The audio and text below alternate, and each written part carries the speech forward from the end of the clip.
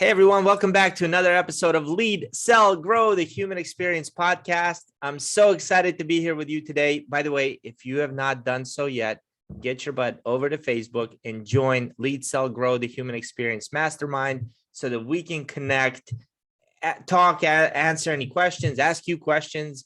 Let me know what you think about this episode in particular, because today I have all the way from Belgium, my good friend Inge Rock with me. Inge is one of the most dynamic people I have ever met.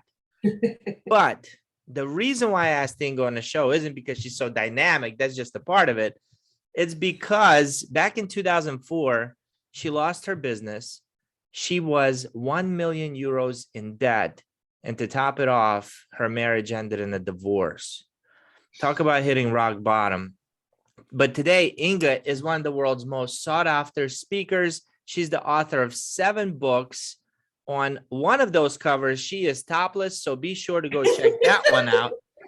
And she created the Inge Rock Academy, where she certifies life coaches and does so many more things to help people get unstuck. Inge, welcome to the show. Thank you, Eric. I'm so excited to be here. Yay! I hope you don't mind me. I've been counting the days. Yeah, I hope you don't mind me plugging in that topless cover. It's not in English, by the way. Only 2 books are in English. The rest of them, I don't know, she's like 18 languages. So, you know, Americans, we got to step our game up. But one of the books is You Become What You Think by Inge Rock.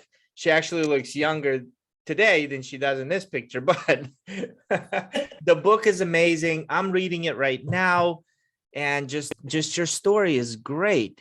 So talk to me, because I think this is very timely right now. COVID. I mean, I don't know if you guys are seeing it in Belgium, but our gas prices are through the roof. Our Canadian economy's not doing well. So a lot of people are finding themselves kind of feeling down and stuck. Totally. Yeah. So it's the same over here. It's exactly the same. You know, you feel how scared people are. And you hear it all the time, of course, radio, you know, TV, whatever. And, you know, what we experience in our business right now is people people who have some savings are keeping those savings for a rainy day, because we have a lot of rainy days right now. That's what people think. So they don't invest anymore in themselves, which we always say is the last thing you quit investing in is yourself. And the second last thing is marketing, right? So yeah, it's tough. It is tough all over. I think, but first of all, 2 years of COVID, we're not quite past that. I mean, it's still somewhere in the little corner. And now, since the war started in Ukraine, especially Europe is under massive, economic attack. I cannot say it differently. Yeah, it's tough. It's tough. So talk to me back to 2004. I mean, I'm assuming you can relate to what people are going through now, because you've been through that kind of hitting rock bottom back then. Yes. So how did you lose your business? What happened? Well, first of all, I trusted the wrong people. I was so in my business, doing what I love most, you know, working with people. It was a perfumery business, perfumery shop with a beauty parlor. And I was so occupied in the business that I trusted other people around the business. And I think I was just too naive. Trusting, you know, my husband at the time, my bookkeeper at the time. And if there were documents to sign, I would sign it. You know, yeah, sure. Yeah, we'll do that. And then, you know, slowly I started noticing that money was leaving the business, and I didn't quite understand what was going on. Like, where does the 20,000 go all of a sudden? Things like that. And, you know, Eric, the thing I liked the most was self-confidence. I didn't have the guts to say stop, to say, hey guys, this is not going well. Now, as I say it right now, it's so ridiculous, right? It's like, what? How was that possible? But that was the girl I was back in the days, you know. How No can you say you backbone. don't have self-confidence when you were a business owner? I mean, doesn't it take self-confidence to even start a business? I was very confident in the business. In the business. I knew it so well. Because my numbers were great. We were selling the year 2000. Oh my God, we crashed every record. It was just amazing in my sweet spot. In my sweet spot. Hmm. But you got to surround yourself with the right people and the people who know better and who have the best interest in you and not just in themselves. And it was a cascade. Once one domino stone started to fall, it was like. But I mean, your husband, like my wife asked me to sign stuff all the time, and I'm like, sure, honey, here you go. And Shoes, bags. I'm kidding. well, yeah, I've never, Yeah, she's never done me wrong yet. So why wouldn't you trust? Like, I know. And today, in some way, I'm doing it again. I am surrounded. I'm not running my business just by myself. But I know that I'm surrounded by the right people because they have the right attitudes. They're trustworthy. But I had to learn to trust people again because when you hit rock bottom, it hits your confidence badly. I mean, oh yeah. Tell me about it that. was What was rough. going through your mind? Like one day you're a business owner, next day Yeah. you're unemployed. The major emotion was shame. I was so ashamed, Eric. I was having this business in a small town, 35,000 inhabitants. Everybody knows you. And I just couldn't leave the house anymore because and it's not that I don't know. It's not that people were judging me, but they were missing me. When I met women in the street, they would just hold my arm and say, "Oh my gosh, I'm so sorry for you, but we miss you." Oh, it just broke my heart, right? But I felt very ashamed that I felt stupid, naive, shame, guilt also, tons of emotions, tons of negative emotions. What's Yeah. interesting about what you're saying? I've started reading your book, so by the way, I love how you asked the question, would you rather be driving the car of your life or do you want to be in a passenger seat? And then you said most people would rather be drivers. And so therefore you have to follow certain rules. Rule number True. one, you said you have to take 100% responsibility for everything that happens behind the wheel. And so I'm looking at you now, and this is interesting because you probably don't even know you're doing it because it's like, it's your programming already that took over. But the second I said, how did you lose your business? You're like, I trusted the wrong people. I knew I wasn't supposed to do that. I should have done this. It wasn't where if I asked 99 more people who lost businesses, I guarantee you majority of them would say, my accountant ripped me off. My husband ripped me off. These people took advantage of me. But it's such a tiny thing, but it's so huge, isn't it? Thank you for pointing it out. I still remember the day when the light bulb went off. I was reading books already. It was a cold winter morning. I will never forget. Shop was nearly empty, and I was walking into the city. I found a book and purchased it. And I remember the title was 10 Steps to Success. And I was like, this is stupid. Okay, what does it cost? 25 euros? Okay, I'll give it a shot. I still have 25 bucks, or euros. And I read the book in 6 hours and it hit me so hard. Like, why didn't anybody tell me this? And shortly after, all of a sudden the light bulb went off. I was still in my shop. It was not closed yet.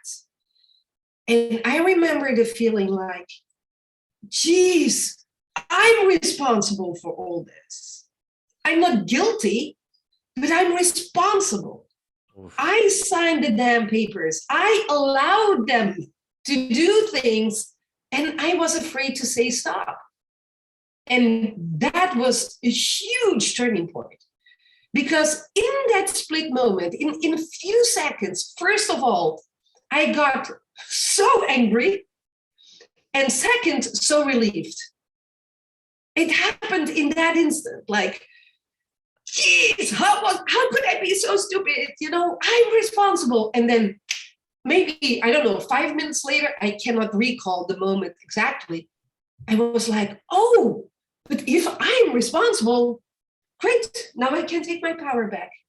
Now I can rebuild. Now I can, I can clean this mess. And I still remember my lawyer. I told him, I said, whatever it is, I'm okay. I'm going to try to count my blessings. I'm going to lick my wounds. I'm going to move on, and I'll pay everything. And he's like, Mrs. Rock, listen, everybody has responsibilities in this life. I said, okay, but I learned my lesson. I want to move on. I'm not going to be dependent on some people maybe paying me back in 10 years. It's not going to happen. I'm not proud. I have two hands. I have a head. Let's move on. And it was just a big relief. The lesson of responsibility. Wow. Yeah, I can feel it now. So did you end up forgiving at that point as well? Totally Forgave 100%. The accountant, the husband. 100%. I did the work, by the way. Yeah. It's not something that just happens overnight and you wake up and like, oh, it's all gone. Yay. No, that doesn't happen. I did the work. I did the forgiveness work. Yeah. And so Absolutely. Why is it important to forgive? For me, in the first place, it's a you and you deal. It's your energy. Let me give you an example. What if somebody did you wrong and that person has passed away? Are you going to be punishing yourself for the rest of your life? Why do you say why do you translate that to punishing yourself? I know what but how did you make that? Yeah. I think every time that you feel hatred, resentment, revenge, these kind of emotions, you are toxicating your own energy. It's toxic energy. It's negative stuff, and it lives inside of your mind. You think about it. You live in the past. First of all, you live in the past. You go back to these nasty memories, and you bring that picture back over and over and over again. And then, second, you feel it again. You are reliving it. It is just inside of your whole system. Because if you are feeling those emotions in your subconscious mind, then you feel it in your body. And those emotions who get stuck in your body are toxic. They make you literally sick. Mm-hmm. And we know people who die from, many different kinds of diseases because they worry themselves to death. Not just sick, but to death. And when I started to grow and we're taking courses and went to America to become a life coach, I started to understand the power of forgiveness. And first of all, I started that it was about me, not about the other persons or the other people. Like I had to move on, and I wanted to get out of that vibe, that negative, nasty, ugly vibe. Because every time when you bring up that picture from the past, you're reliving it. And I didn't want to relive it anymore. I was like, let's get over it, let's get it done. Of course, the ego doesn't like that, right? No, of course not. But do you help people with forgiveness work as well now? Yeah, we do retreats. Mm-hmm. I have a 5-day retreat that is called Reset Retreat. And you hear it already in the name. It's really hitting the reset button. Yeah. And there is one day is all about forgiveness. Yes, it is so important. Because, here's the thing, energy cannot be destroyed, right? So when you are living in that vibe, reliving that event over and over again, it just doesn't hit you. Well, in the first place, it hits you, and it hits you hard, and it hits your body. It makes you sick. But second, it also hits every result around you. Can you imagine when you're living in a toxic vibe, what that does to your spouse or your children? Nothing good. Oh, that becomes a character, a personality. And that's bad. That's destructive, right? But Yeah. you also hurt your business, you hurt your friendships, you know, it has an effect on every area of our life. Yeah. And most of the time we don't see that correlation, but it is there. Yeah. So most people who are doing forgiveness work, like you said, I wanted to get rid of that feeling, but this is after you've done the work. You're 100% responsible for everything. Yeah. But what if they're holding on to an ex-husband, like the ex-husband, cheated and screwed them over and left? Most people, what did they want? Do they want something bad to happen to that person? Like when they're holding on to that energy, like you say, and they come to your workshop, what do you find in common in all of them that they want to happen with that feeling or the person that they're upset with? Yeah, well, first of all, a lot of people are upset with somebody and they want something to happen to that person. I'm going to be brutal, true, right? Like there were times that I was hoping that he would crash his car into a tree. Honestly, that pissed off I was. I mean, I was so angry. But the moment you take your power back and you say, okay, but I was responsible to stay in that relationship. I agreed with it. Although I wasn't happy, in some way it was a comfort zone. I don't know, people don't like to hear that, but it was a comfort zone because it was so familiar. So first of all, stepping out, closing the door was the first major step. Way too late, by the way. The Titanic had already sunk, it was way too late. But I knew somehow intuitively, I knew that I had to pull the plug because I was the one going to get sick. I felt that. My mother had died from breast cancer in 1999. And I saw her, how she worried herself sick. And I was like, intuitively, I knew like, I have to get out of this. So the first step was go save myself, right? I have to save myself. But then of course you hold on to that anger. And I don't know, by reading books and taking courses, I started to learn that forgiveness was not about somebody else, but it was all about me. And the major question, people ask me is, do I have to write a letter to that person that I forgave them?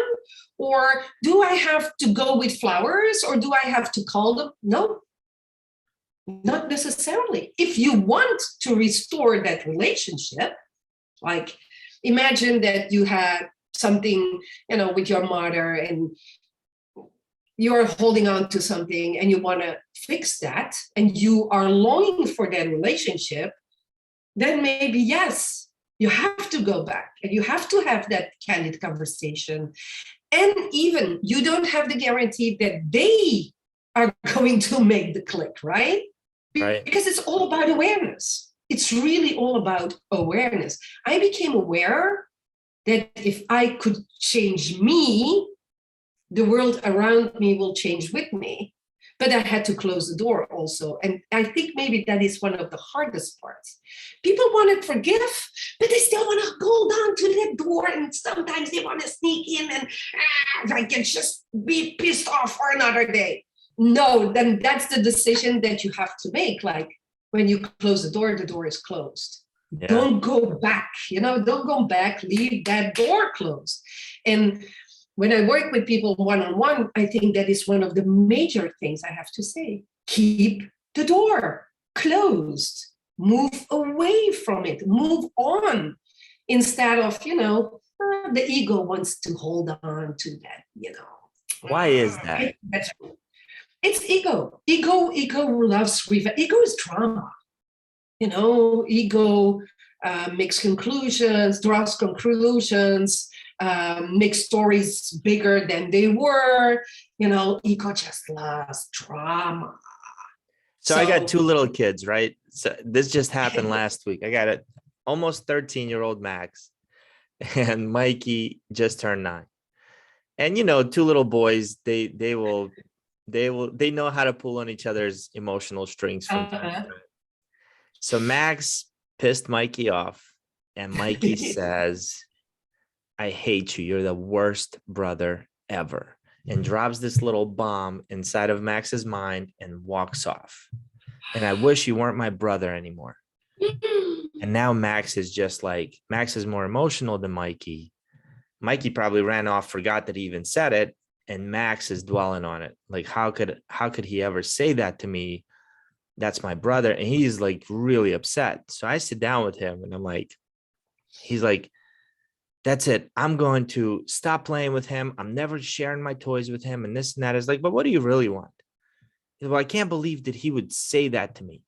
I said, well, he said that to you because he felt that at the moment. What is it that you did to make him feel that way? How could you possibly say I did something? And he blows up. And so, well, do you want me to give you advice to cool off? He's like, yeah. I said, just when you talk to him, just say, hey, I'm sorry I was a bad brother to you. Like, I'm not apologizing. Then you see the ego, even at 12 years old. I am not apologizing to him. I didn't hurt his feelings. I didn't do this.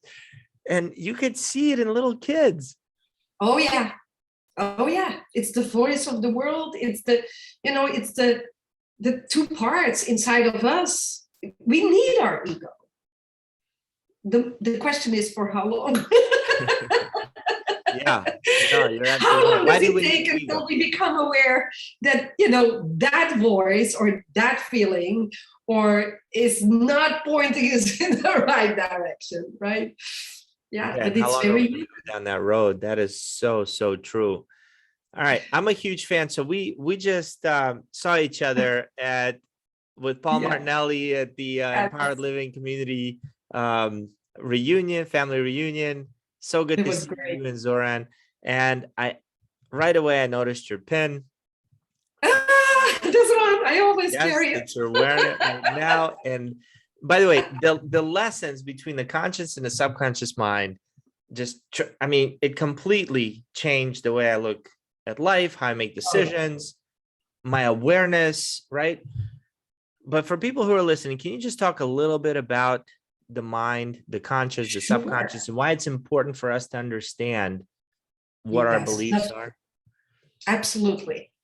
So if we look at the mind is the driving force, that runs our life. Without the mind, we don't exist. And then there is the body. So there's body and there is mind. Where's the brain? Now, no, not the brain. The brain is the computer. The brain is a part of the body.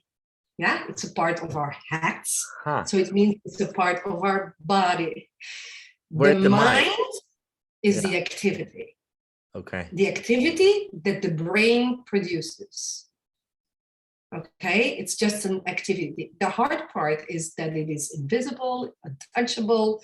You cannot just perceive it with your senses. So a lot of people think that mind is something weird, but it's just a production of thoughts, basically. That is what the mind is. And the mind is produced by the brain. Now, the brain is not the mind, right? It's like a computer. The computer is the hardware. The brain is the hardware. Yeah, what we produce with the computer is the mind for the brain. That is how you can perceive it. Now, like you just said, there are two parts. Well, there are more parts, but the two major parts. And of course, I know that everybody knows this already. There's conscious mind and there's subconscious mind, okay? Now, if you look in the brain, I don't want to go into that because it would bring us way too deep, but if you look in the brain in itself, the conscious mind is produced in one part of the brain, the subconscious mind is produced in another part of the brain, yeah? So the conscious mind we can refer as our intellect, the thinking mind. Here's the thing, the mind that thinks in pictures, in movies, and in questions. So if I ask you, think of your car, papa, you see your car. If I ask you, think of your bed, papa, there's your bed. You don't have to do anything for it. If I ask you to think of your fridge, papa, there's the fridge. You can even open it in your mind and you will see what's in it, right? So I always play a little bit with that, just so people understand what a conscious mind is, right? It is the mind where we make conscious decisions. It's the mind where our personality lies. Yeah. Mm-hmm. And then second, there's the subconscious mind. Now, sub in Latin means under. So it is under the conscious mind, is the subconscious mind. Now that's something completely different. Subconscious mind is the emotional mind. It's the feeling mind. It's the reservoir. The subconscious mind's activity is about 40,000 times bigger than the conscious mind. So it is huge, massive. It remembers everything. Every face you saw, every meal you ate, every word you spoke. It's responsible for all the subconscious activities in your body, like breathing, growing your hair and nails, blood pressure, you name it.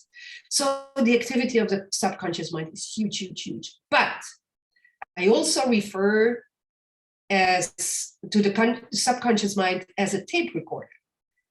It remembers everything that happened in your life. All the memories are there.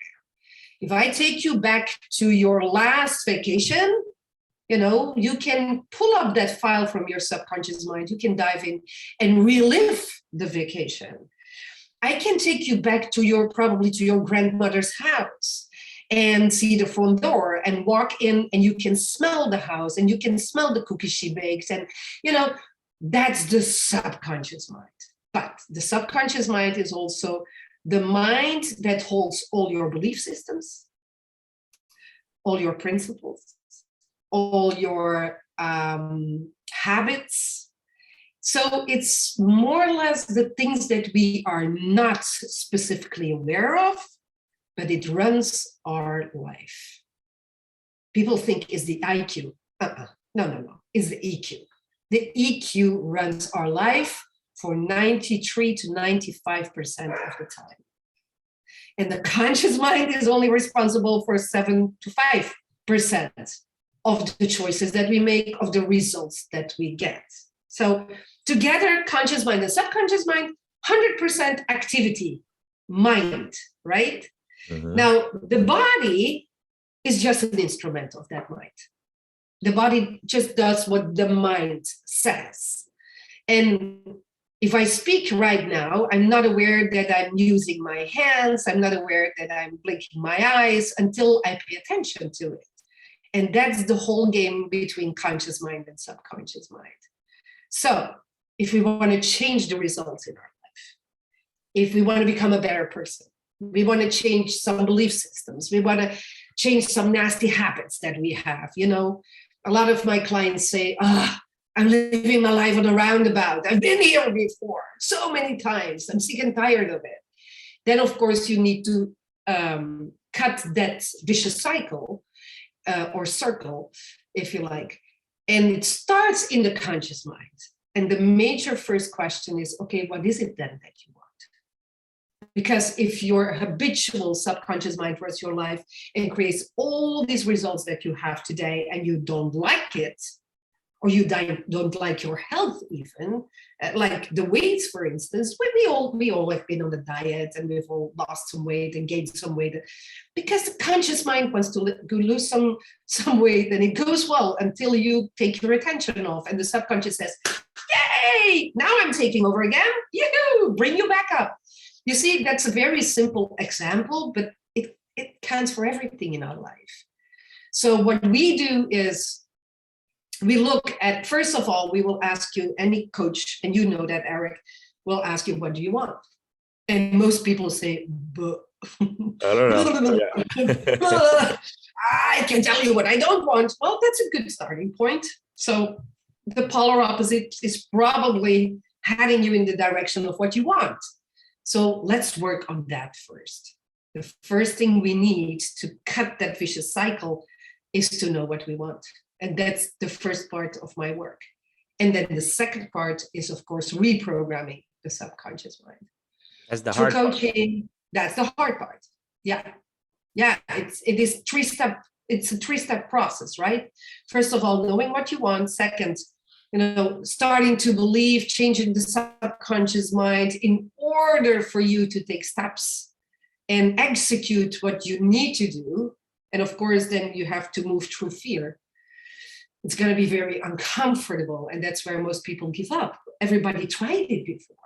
But so many people give up because once fear kicks in, boom, then they go like, ooh, oh no, I might fail. What if it doesn't work out? And what are people gonna say? And I'm maybe too old for this. You see, that is where the subconscious mind, the programming, is going to try to hold you back so that you don't change the results. Because that's frankly, what the subconscious mind is made for. It's just to keep your life stable. But that's not what the soul wants. That is not what your heart's desire is, right? So you're fighting that battle. And the great thing about the pin, what you say, the stickman figure or graphic, is that it brings clarity. It makes something that is untouchable, and it makes it very tangible, ink on paper. And that's, I think, is the power of it. Yeah, Carl Jung said, until you make the unconscious conscious, it will control your life, and you call it fate, right? They will call it And fate. so I'm not sure it's so much about changing the subconscious as it is about understanding like what's really holding you back. Like you said, you're going to get up at 5 a.m. and go work out. And then 5 a.m. came and you hit snooze and woke up at 7:30. And you may or may not be me in this case. Okay. I'm just saying. No. It's just an example, right? Just an example, right? A few times a week. Yes. And there's no real explanation for it. And we just kind of brush it off and go on. And what I think what the personal development industry does, and I think what you do and any great coach does, is pauses and says, hold on. Let's really figure out what is stopping you from getting up. What do you believe about that? Do you actually believe you can go work out? Do you believe that you can lose the weight? Can you see yourself in a better shape? Yes, it is a process. It's not an event, right? Oh my gosh. It is a process. Yeah. So how do you sell coaching services? That's the one thing. I'll tell you, the way I sell coaching services, like if I look at all the clients I've had, and I started my business in 2015, it's either a video that resonated with someone and then they reach out to me on Facebook, or it's someone I worked with who referred me to somebody else. Yes. I have not yet figured out, maybe it's my own subconscious belief, how to walk up to somebody and say, I can help you get to where you're going, because clearly you can't do it on your own. Not in so many words. Of course, I wouldn't say that, but. Yeah, we did many things, honestly, the last 15 years. And of course, things have changed over time. I mean, when I started, I could do everything through email. I could just walk up to a person and say, hey, you want to join my book club?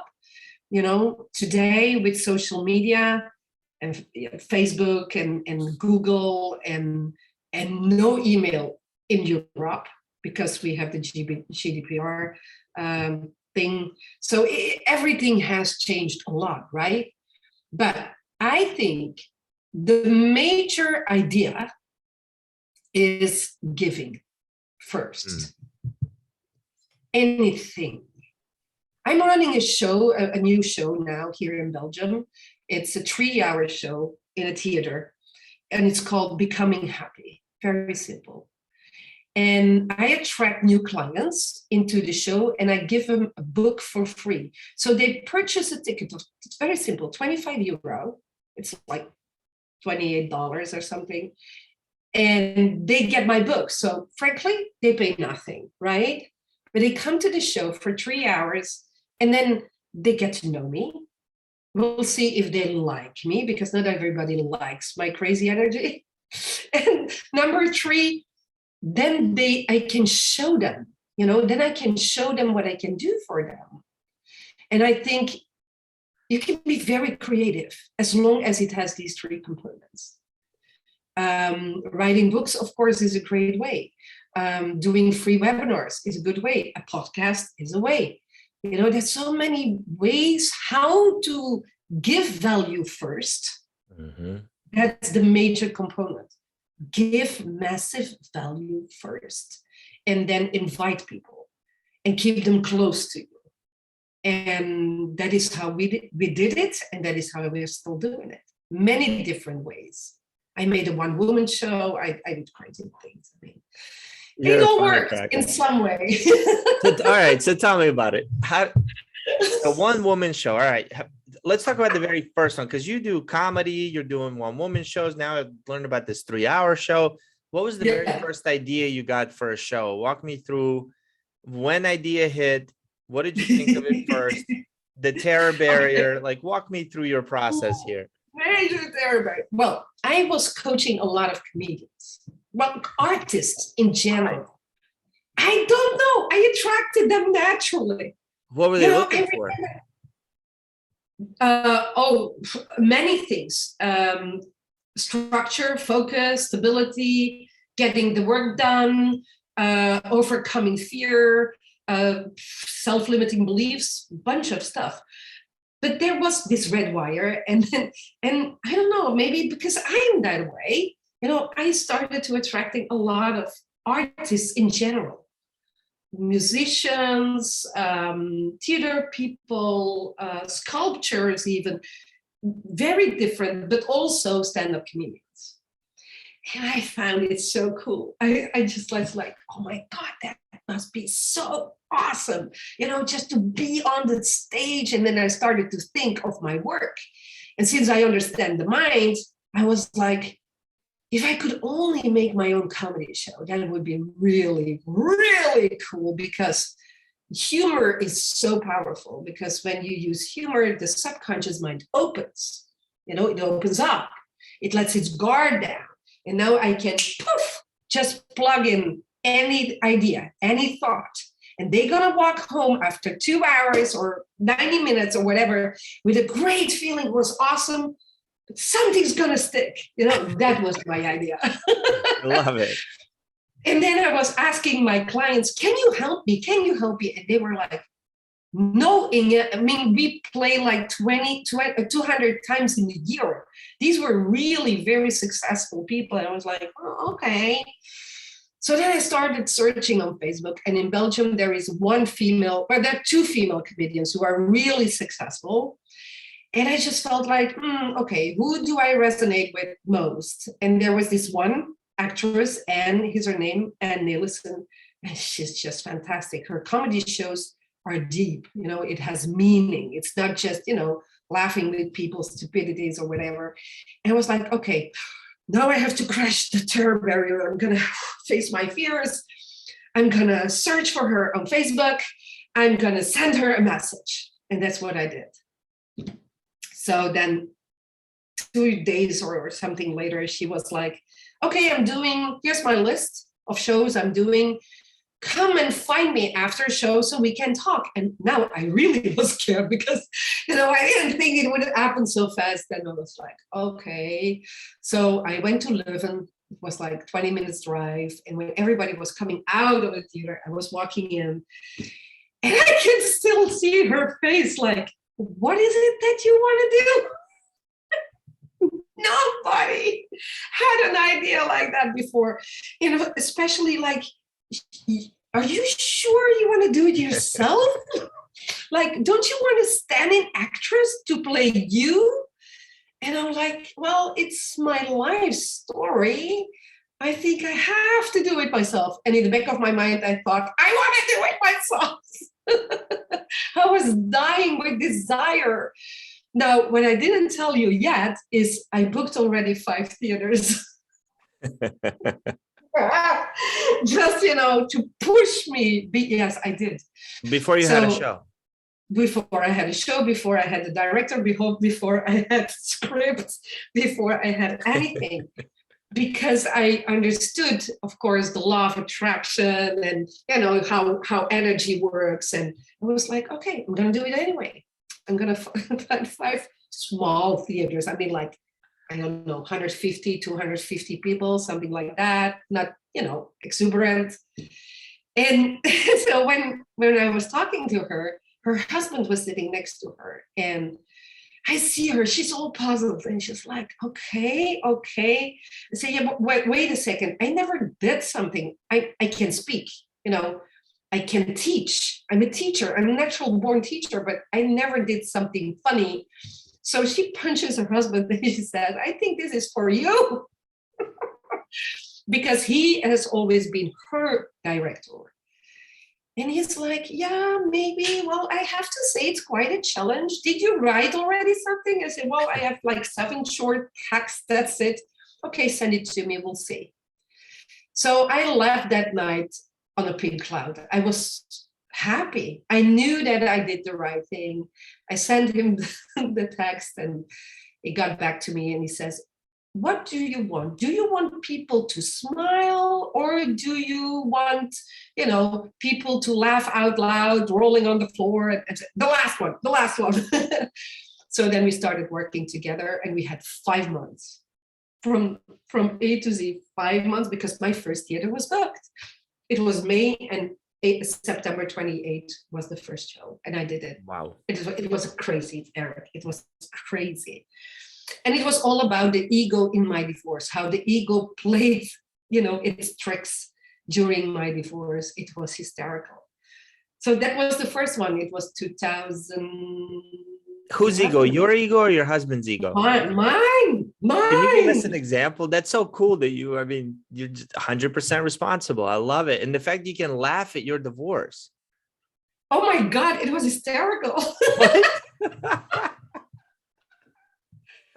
I will give you an example. Okay, I have to go back now into the script. But for instance, my husband, at a certain moment, he says, I'm sick. I have a very bad disease. I have to go to Switzerland. I have to go to Switzerland to a special hospital. And I'm like, what is this? I knew it's the gazillion lies. Somehow I knew. And I was like, okay. So, he goes to sleep, and he had to get up really early to get on a taxi to the airport and leave for Switzerland.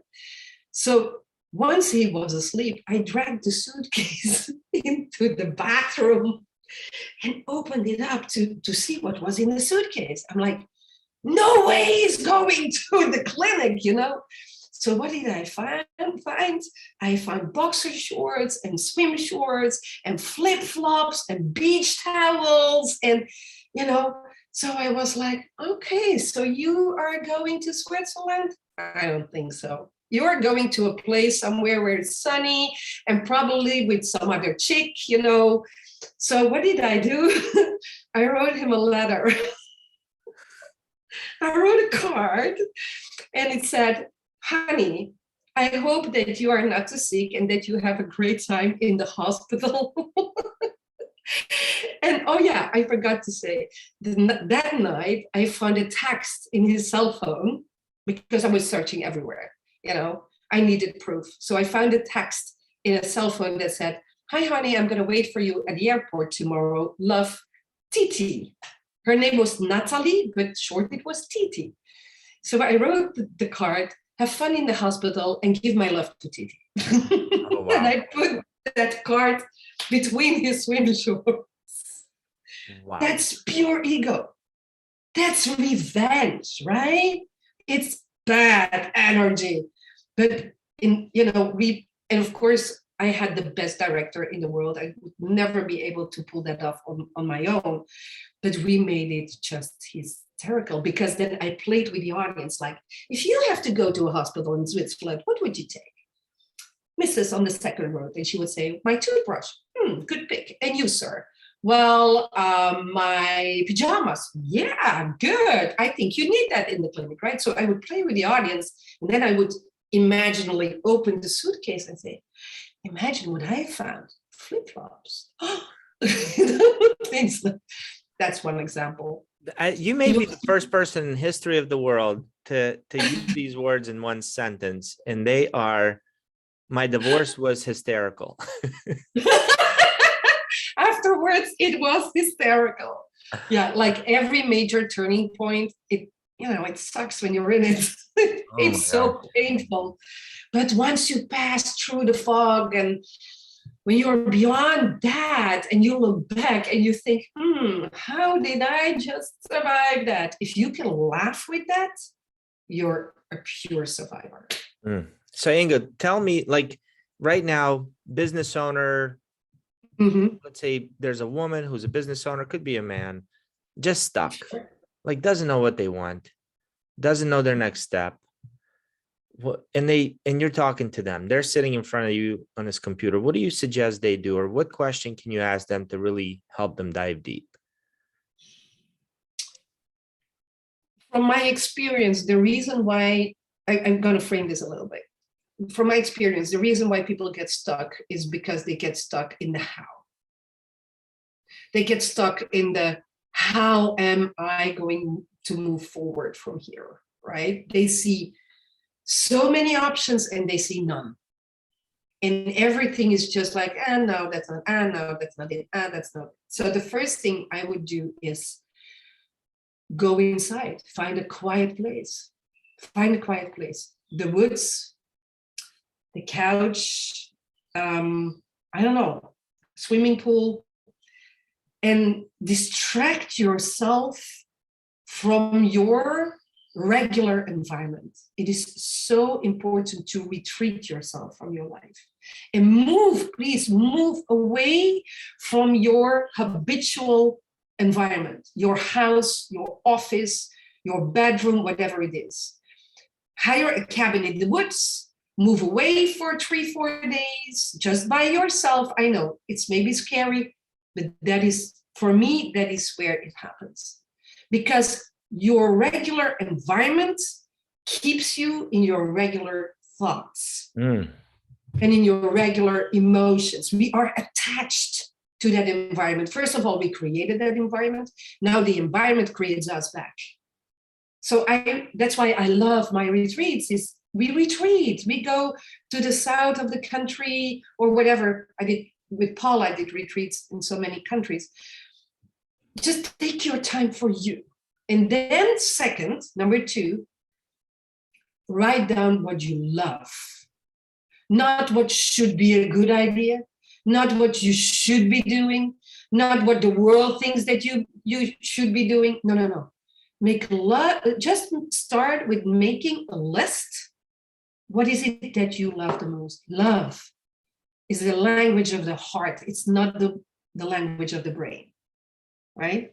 Love in what sense? Like I love my kids, or I love anything you value and you love. I will give you my example. When I lost everything and I was with my back against the wall, I had to ask myself, what do I love? And Eric, I had the belief system that I had to go back to what was familiar and to what I could do best, which was cosmetics. And after some time, I realized, nope, that's not it. There's something else. And the something else was not the cosmetics, which was just the instrument, which was just the material part, which was just the frame. What my heart said was, teach, go back to teaching. I'm an arts teacher. My parents were teachers. And I love teaching. I love educating people. I did that also in my perfumery shop. I would put them in the chair, teach them how to draw an eyeliner or put some mascara or whatever. I always was teaching people. And so the voice in me said, go back to teaching. So then I thought that I should be teaching in the cosmetics world. Did that for some time to realize no, it's just teaching. And then in my own search, in my own quest, I discovered personal development. And all of a sudden I realized that I wanted to become a psychologist when I was 16 years old. But my mother thought it was a bad idea because, every shrink is crazy. and you're not going to do that. So I abandoned the idea, but it came back to me. It was like, I know what it is. It's the mind. I want to teach people how to think. Oof. And if people ask me, what do you do? I say, I want to teach people how to think. And I want to teach other people to teach people how to think, because I cannot do it on my own. And that's still the bottom line today. And number 3, to make it more easy, is go back to your childhood. I don't know if you know the famous Steve Jobs speech from Stanford University. Can't connect the dots moving forward. Yes. Yeah. It's about connecting the dots. For me, it was. I loved sales as a kid. I was the kid that was hustling, to sell toilet paper for the scouts and concert tickets for the choir. And I love sales. I love to make things. I'm super creative. I love to walk with my mother's high heels on imaginary platforms through the house, on music, dancing. I've been a performer all my life, you see? And I have a program, and I want to give it to your listeners, if that's okay. It's called Living Full Out, and it has these exercises. It's really going back to the roots, back to the core, the essence, the pure you. And if you think like, ooh, I don't recall a lot about my childhood, well, ask other people. How was I? I was always the leader also. I was the one, to throw a party at school or whatever. So once you go back and you start connecting the dots, you see the pattern. You see an image, and that image is you. That is how I found it. Okay. And then the next step. So great. You found the image. Now you're just sitting here with an image. Then, of course. Yes, of course. True. I only answered part of your question. So the next thing is then creating vision. Vision goes first, right? Once you find purpose, and for me it was, I want to teach people how to think. Then you can move to the how. Then you can move to, okay, how do I want to play that out? And honestly, for me, the first image was, okay, great, my grandparents' house. There's a store in the front, it's empty, I can just paint it and clean it up. I'm going to do one-on-one coachings, and that's a great starting point. If I could only make 5,000 euro a month, that was my first goal. And that was the picture I was holding in my mind. That was my first vision, is holding that picture and not surrendering it anymore.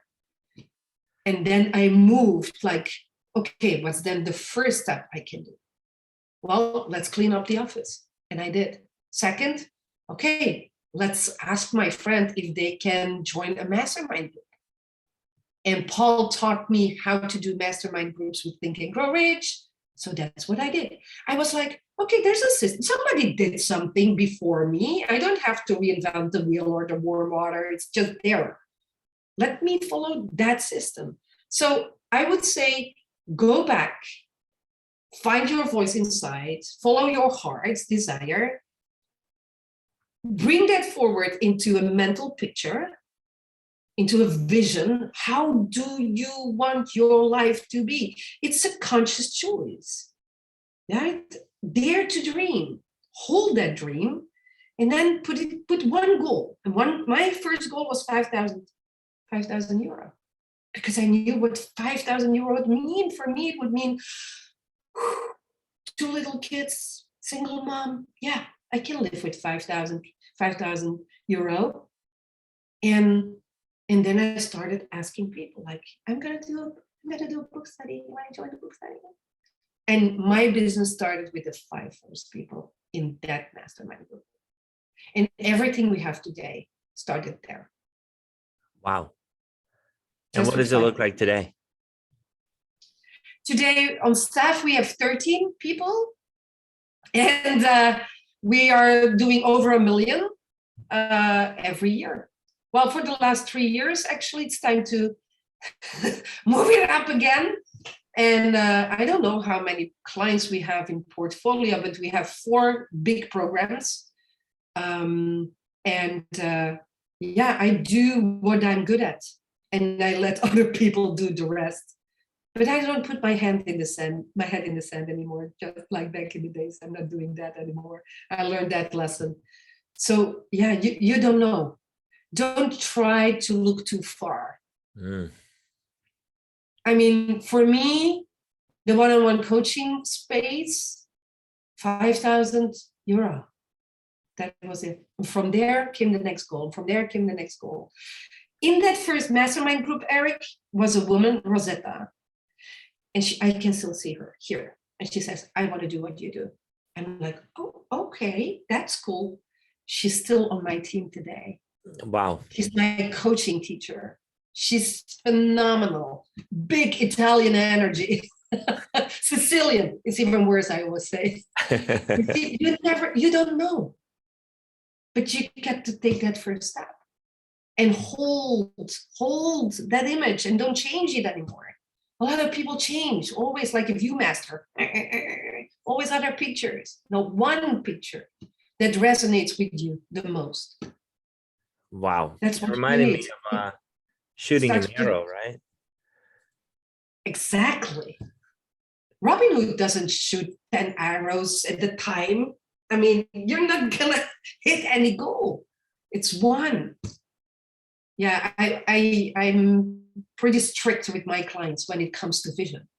No, I'm a vision junkie. You know, I'm like vision. It's vision. Yeah. It starts with vision. You kind of know a target, you pull it back to figure out exactly where it's going, you aim it, you know exactly where it's gonna hit, then you let it go. Over and over. Huh. Over and over and over and over again.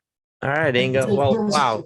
We've been at it for a full hour. Oh my gosh. And I know you probably have. But it was so much fun. Thank you for having me. How can people get a hold of you? Because you are a fireball. And if you don't have an Inge Rock in your life, you got to get her in your life, follow her stuff, sign up on her email list. She's got a ton of free stuff on her website. Where do people go to follow you and connect? IngeRock.com. Very simple. IngeRock.com. You'll see there are 2 languages on the website. When you type IngeRock.com, you land on the English, so it should be good. If you go to IngeRock.com/gift, I want to give your people the program Living Full Out. It's 12 modules of teaching what we have been discussing tonight, actually. So yeah, for me, it's already tonight. I'm looking at the clock. I'm like, yeah, it's already 8 o'clock for me. Oh, wow. So I would love to give your people that if they want, IngeRock.com/gift or IngeRock.com, just the whole website. Awesome. We'll be sure to have all those in notes for you. So Thank you so feel much. free to click. Inge, it was such a pleasure to talk to you and connect This again. was so much fun. You're Yes. awesome. Thank you so much. See you soon, Eric. See you guys on the next episode. Thanks, Inge.